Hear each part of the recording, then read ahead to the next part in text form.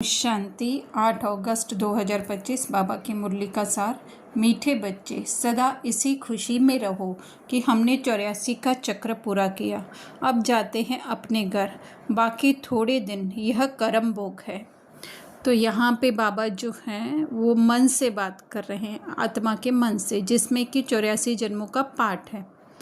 Actually में तो आत्मा कहीं आती जाती है नहीं, आत्मा एक ही जगह पर बैठ करके जो है उसके अंदर, उसके मन के अंदर जो 84 जन्मों की स्क्रिप्ट है वो बैठ करके देखती है। परमधाम से ही, परमधाम अगेन कि फिर से हम ऐसे न समझें कि कहीं ऊपर है, लेकिन अपने ही अंदर जितना हम जाएंगे हमें पता चलता जाएगा कि ये सारी जो भी हमें बाहर का सीन, सिचुएशंस दिखाई दे रही है वो मन के अंदर ही रिकॉर्डेड है। वो बाहर जो है वो हम कहें कि जैसे पर्दे पर लाइट फेंकी जाती है तो चित्र दिखाई देते हैं, इसी तरह से मन के अंदर भी एक ऐसी प्रोग्रामिंग की हुई है कि हमें जो है वो ये सारी दुनिया जो है बाहर दिखती है, एक्चुअली में है हमारे अंदर ही।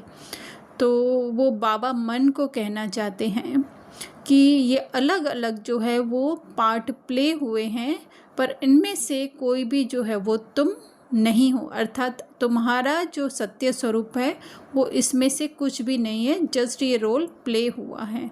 तो जाते हैं अपने घर, अर्थात कि अपनी उस मूल स्वरूप स्थिति में जो है वो स्थित होते हैं। यहाँ पर जो है हम कोई भी बात को जो है वो स्थूल रीति से समझने की कोशिश करेंगे तो जो है संपूर्ण ज्ञान को कभी भी हम समझ नहीं पाएंगे। इसलिए जितना हो सके अपनी बुद्धि को सूक्ष्म सूक्ष्म सूक्ष्म करते जाने का है, तो हम बाबा की बातों का अर्थ समझ पाएंगे। तो बाकी थोड़े दिन ये कर्म भोग है, अर्थात कि ये कर्म भोग जो हमें दुख, पीड़ाएं, समस्याओं के रूप में, तकलीफ़ों के रूप में दिखाई दे रहा है, वो रोल जो है वो अभी थोड़ा समय है।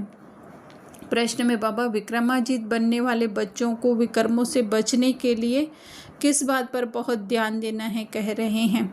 तो विक्रम, सबसे पहले तो हमें समझें कि विक्रम है क्या, है ना। जैसे मुरली के बीच में भी बाबा ने बताया कि ऐसे नहीं कि वो सबका डायरी पेन लिख करके और बाबा लिखते रहते हैं, है ना, तो वो नहीं है। हम स्वयं ही अपनी पहचान, सब बातें यहाँ पे जो है वो सूक्ष्म से निराकार की हैं। तो वो समझने के लिए अपनी बुद्धि को अधिक से अधिक हमें महीन बनाते जाना है। और उसका वो कैसे होगा, जैसे उत्तर में भी बाबा ने कहा है कि देह अभिमान में, है ना, अर्थात ये स्थूल जगत में, है ना। 84 का पाठ पूरा किया है हमने स्थूलता में, लेकिन जो है वो अभी ये समय चल रहा है कि हम वापस अपने को वो समेटते जाएं सूक्ष्म में, जिसका कि हम काफ़ी बार जो है जैसे कोर्स करवाते हैं तो ऐसे उदाहरण देते हैं कि वृक्ष है, वृक्ष जो है वो पूरा पहले जो है फल उसमें से, धरती में से निकलता है, छोटे छोटे पत्ते, फल फूल, आगे बढ़ता जाता है, बढ़ता है, लेकिन अंत में आकर के क्या होता है, वो वापस जो है वो बीज में पूरा समा जाता है। तो इसी तरह से 84 जन्म जो है हम लोगों ने बहुत विस्तार किया, वो विस्तार का समय था। भले कोई भी, है ना, हम कहें कि नया धर्म स्थापक आया, लेकिन फिर भी जो है वो विस्तार का ही समय था। लेकिन अभी जो है वो वापस अपने आप को समेटने का समय है। तो अपनी बुद्धि को बाहर से निकालकर अंदर अंदर अंदर जो है वो समेटते जाएं। वो ओवरनाइट प्रोसेस नहीं है, हम बार बार कहते हैं, है ना। उसका हर पल हमें जो है वो ध्यान रखना पड़ता है कि कहाँ हम स्थूलता में जा रहे हैं, तो वापस अपने को टर्न जो है वो सूक्ष्म में करना। कौन सी बात जो है वो, चाहे दुनिया की चाहे बाबा के ज्ञान की, हमें कहाँ पर जो है वो स्थूल लगती है, उसको जो है वो कम बैक, रिटर्न हमको जो है वो सूक्ष्म में। तो बाबा कह रहे हैं कि विक्रम मतलब ये होता है कि कितना हम जो है वो बाहरी रीति से अपनी पहचानें बनाते हैं, देह से, दिखने वाली दुनिया से, तो इंटेंगल होते जाएंगे, उस हमारी बुद्धि जो है उसमें फंसती जाएगी। तो यही है विक्रम, है ना, क्योंकि है समेटने का समय और है अंदर जाने का समय, और हम जा रहे हैं बाहर। तो क्या होगा कि हमारे जब वो इस ड्रामा की स्क्रिप्ट अनुसार जो है वो समय पूरा होगा, चाहे बाहर की सृष्टि का चाहे अंदर की सृष्टि का, यानी हमारे इस जीवन का, तो हम बाहर फंसे रहेंगे, पर जाना अंदर है तो क्या हो जाएगी, खींचातानी, है ना। और हम अधिक से अधिक बाहर फंसे रहेंगे तो अंदर जाने का मन नहीं होगा, और है अंदर जाने का समय। तो यही है विक्रम, कहीं ना कहीं अपनी पहचान बाहरी जगत से बनाना, फिर चाहे वो रोल हो, ये हमारा दिखने वाला शरीर हो, या फिर हमारे सगे संबंधी के हिसाब से हमने जो पहचाने अपने धर्म बना के रखे हैं वो, या फिर बिजनेस हो, कुछ भी हो, तो फिर क्या हो जाएगा, ये हमारे लिए एक समस्या का विषय बन जाएगा। वही है विक्रम। तो वो है देह अभिमान। देह अभिमान सिर्फ ये दिखने वाला देह तो नहीं कह सकते हैं हम उसको, लेकिन उसके साथ साथ सोच जो हमारी है, हमारे संकल्प जो है ना, वो सारा देह अभिमान है।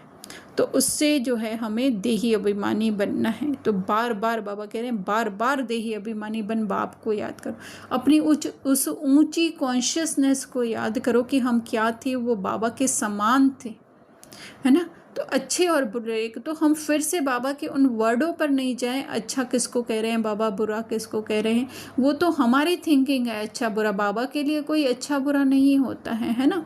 तो अच्छे बुरे का फल जिसको हमने सोचा कि अच्छा है, और दुनिया के हिसाब से कोई अच्छा कर्म करते हैं तो उसको अच्छा कर्म, किसी को दुख दिया तो वो बुरा कर्म होता है। लेकिन बाबा की डिक्शनरी में जो है अच्छा और बुरा, देह अभिमान और देही अभिमानी, सिर्फ ये ही है, और कोई बाबा की डिक्शनरी में वर्ड नहीं है। अगर देह अभिमान से हमने देह से अपनी पहचान बनाई तो वो अच्छा हो जाएगा, और अगर अपनी देही से मतलब देह से पहचान बनाई तो वो बुरा हो जाएगा, और अगर हम उससे डिटैच होते गए तो वो अच्छा है ना। बाकी वो भी होता तो ड्रामा अनुसार है, लेकिन अभी ज्ञान मिला है तो हमें समझना है ना। तो बाबा कहते हैं अंत में विवेक खाता है, मतलब विवेक खाता है मतलब वो बुद्धि हमको उस तरफ खींचती जाती है। तो अनेक जन्मों के पापों के बोझ से मुक्त होने के लिए बाबा को सच कि बाबा ये सब जो हुआ वो ड्रामा में हुआ, वो जो ड्रामा की स्क्रिप्ट मिली थी उसके अनुसार हुआ, बाकी मैं तो आत्मा आपके समान ही हूँ। धारणा में बाबा कह रहे हैं एकांत में या फुर्सत मिलती है तो ज्ञान की अच्छी अच्छी पॉइंट्स है ना।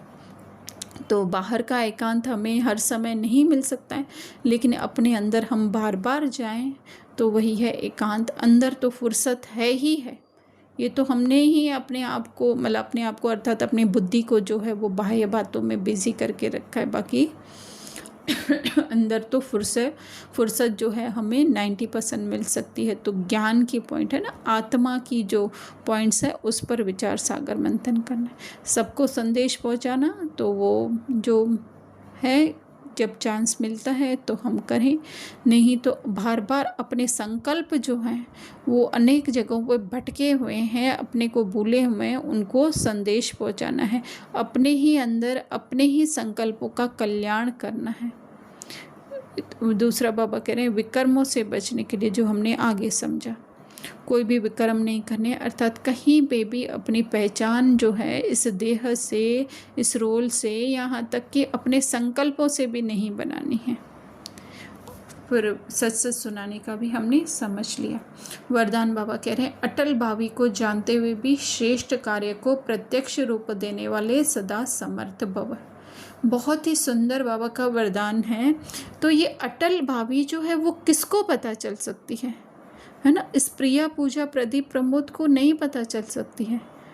ये तो ऐसे है कि जैसे कि वो ऋतिक रोशन जो है वो रोहित का रोल प्ले कर रहा है, तो रोहित को नहीं पता चल सकता है कि आगे क्या होने वाला है, लेकिन ऋतिक को सब पता चल सकता है क्योंकि डायरेक्टर ने उसको पहले से ही जो है वो सारी स्क्रिप्ट बता के रखी है।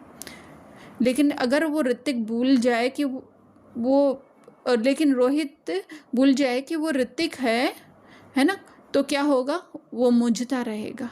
एक्चुअली में मूंझने का भी जो है उसका उस मूवी में सीन है ना, लेकिन अभी जो है वो समय आ गया है, बाबा ने कह दिया है कि तुम आत्मा हो। तो जब हम उस आत्मा की सीट पर बैठ जाते हैं और फिर जो है वो ऑडियंस की सीट पर ऋतिक बैठ करके अगर देखता है कोई मिल गया तो उसको ज़रा सा भी कन्फ्यूज़न नहीं हो सकता है कि आगे क्या होगा। लेकिन अगर फिर से वो उस मूवी में डूब गया तो कन्फ्यूज़न होगा, है ना। तो आज बाबा जैसे कह रहे हैं कि मतलब बाबा को कितना यकीन है कि तुम उस ऑडियंस की सीट पे बैठे हुए हो, है ना। श्रेष्ठ विश्व बनने की है, नया श्रेष्ठ। तो कहाँ पे बन रहा है नया श्रेष्ठ विश्व? ये हमारे अंदर ही संकल्पों में बन रहा है। जैसे कल भी हमने समझा कि जो है अगर वो न्यू बस स्टेशन बना है ना, उसमें आने जाने वाले लोग वही गंदगी कर रहे हैं, तो वो नया बस स्टेशन जो है वो 6 महीने में गंदा हो गया। इसी तरह से अगर हमारे अंदर स्मृति वो वही के वही देह अभिमान वाली रही, तो बाहर अगर बाबा जो है वो सत्युग बना भी देंगे तो क्या होगा? कलयुग बनते उसको देर लगेगी। इसी तरह से नया श्रेष्ठ विश्व जो है हमारे अंदर ही बन रहा है। तो बाबा कह रहे हैं समर्थ भव के वरदानी बच्चे हैं ना। समर्थ अर्थात जो अपनी आत्मिक स्थिति में स्थित रहते हैं, तो उनको पता है पुरुषार्थ और प्रारब्ध का भी जो है हम जस्ट रोल प्ले कर रहे हैं, निमित्त और निर्माण का भी, कर्म और फल का भी। सिर्फ निमित्त जस्ट जो है वो हम वो सीन को देख रहे हैं, है ना। तो बाबा ने कहा कि दुनिया वाले जो हैं वो उनको उम्मीद ही नहीं है, ना उम्मीद है। और जो तुम हैं वो सोचते हो कई बार किया, वो तब ही हो सकता है जब हम ऑडियंस की सीट पर बैठें, अर्थात अपनी आत्मिक स्थिति में स्थित होकर इस जगत के खेल को देखें। तो बाबा कह रहे हैं स्व परिवर्तन के प्रत्यक्ष प्रमाण के आगे और कोई प्रमाण की आवश्यकता नहीं, है ना। तो स्व परिवर्तन अर्थात कि ये मैं देह नहीं देही हूँ। तो उस स्थिति में जब स्थित होंगे तो औरों की भी आत्मिक स्थिति जागृत होगी, वो भी इसको अच्छी तरह से जान जाएंगे। तो फिर जो है हमें कोई भी उनको प्रमाण देना नहीं पड़ेगा, क्योंकि उनकी आत्मिक स्थिति वो भी ऑडियंस की सीट पे आके बैठ गए, है ना। इसका अगर हम देखना चाहें ना एग्जाम्पल, तो है ना इस तरह से देखें कि जब कोई मूवी होती है तो उसमें हम इतना डूब जाते हैं, इतना डूब जाते हैं ना, कि उससे जब बाहर निकलते हैं तो यहाँ के जो वो सीन होते हैं, हम अगर सपोज़ घर पे बैठ के ही अगर मूवी देख रहे हैं, है ना, बाबा तो मना करते हैं देखने के लिए, पर अगर ऐसा हुआ कि कोई ऐसी मूवी हमको देखने का चांस मिला, मतलब रोल में अगर हमको किसी ने ज़बरदस्ती की और हमको देखने को, तो हम जब उसमें डूब जाते हैं और फिर जो है यहाँ समझ लो कोई स्टोरी भी बता रहा है हमें, तो इतने डूब जाते हैं कि वो बाहर आने में जो है हमें समय लगता है। तो ये तो हम 5000 साल से डूबे हुए हैं, है ना। अब समय ज्ञान के आधार पे आ गया है कि हम ऑडियंस की सीट पर बैठ जाएं, तो उनको भी, दूसरों को भी जो है प्रत्यक्ष प्रमाण मिल जाएगा, अर्थात उनकी भी जो है आत्मिक स्थिति जागृत हो जाएगी। और बाबा आगे कह रहे हैं परमात्म कार्य सदा सफल है ही, अर्थात जब हम उस परमात्मा की तरह उस ऊंची स्थिति में स्थित हो जाते हैं तो उसमें जो है वो दूसरों को फिर हमको प्रत्यक्ष प्रमाण देना भी नहीं पड़ता। स्लोगन भी बाबा अच्छा दे रहे हैं कि कहना कम करना ज़्यादा, है ना। और यह श्रेष्ठ लक्ष्य महान बना देगा। कहना कम अर्थात कि एसेंस बहुत छोटा होता है ना। जैसे कई बार बाबा सेक्रिन की बूंद के लिए कहते हैं कि सेक्रिन की एक बूंद जो है वो एक 15 या 20 लीटर के केन को भी जो है वो मीठा बना देती है।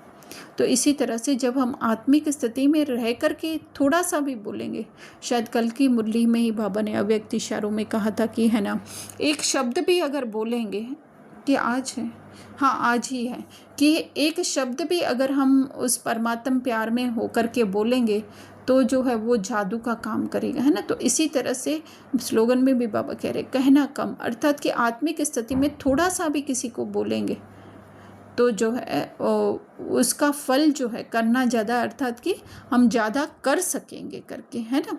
तो यही श्रेष्ठ लक्ष्य, मतलब उस आत्मिक स्मृति में स्थित रहने का श्रेष्ठ लक्ष्य जो है हमारी महान स्थिति तक पहुंचा देता है।